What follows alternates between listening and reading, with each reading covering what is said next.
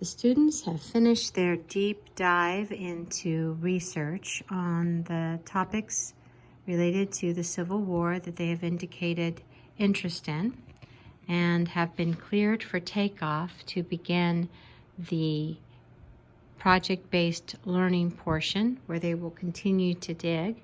And so I just wanted to show what a project-based learning classroom transforms into in order to provide the students with all of the materials they need, not to be limited in terms of their imagination and creativity. So the classroom has collections organized by type. So here we have recycled plastics, we have popsicle sticks, yarn, cardboard of all different shapes and sizes, all kinds of things for them to be able to come to look at and envision what they could create. Over here we have fabrics that they can use, cotton, coffee filters, anything that their imagination might think that they need in terms of fabrics for their projects. Over here we have plastic Civil War soldier materials that they can dig through to see if they can incorporate into their projects.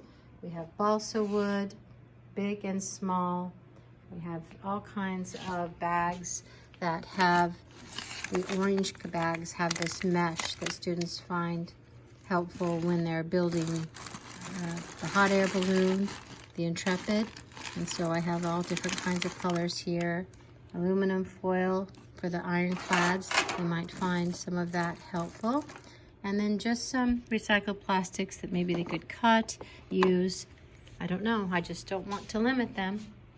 Here we have paper materials that they can use, construction paper and cards, and all of these are cutting boards that they can use when they're using the razor knives or when they're painting,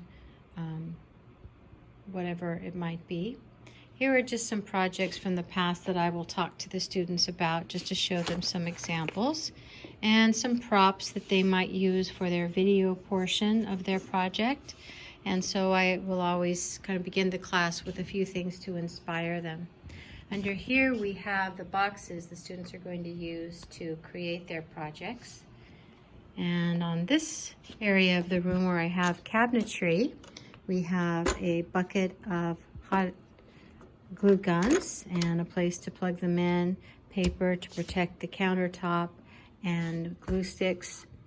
The goal here is that I provide everything they might imagine that they need so that they can just go and get it rather than ask me for it, because I want to spend the bulk of my time working with kids, being a mentor, facilitating the best that I can so that I'm not distracted by going into cabinets and getting things out for students.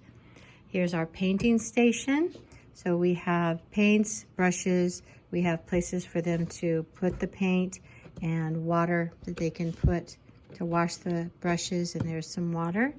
And we have some Play-Doh and some air-dried clay and some wax cheese covers just in case they find a use for that.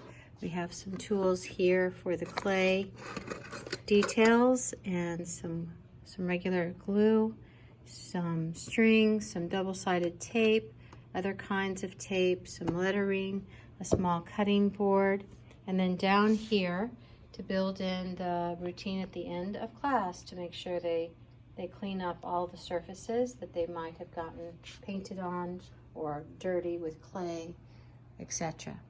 So this is the room that now has been transformed into an area where the students have access to whatever they might need in order to construct their knowledge about elements of the Civil War. And then when they are finished and they do their presentation, I even have a few items, some props that they might be able to use and to make it really come to life. So that's just an example of how to prepare a room for project-based learning. You have to collect things, nothing goes to waste. It might be able to be incorporated into a project, And so it's stashed in the room to be brought out for times like this.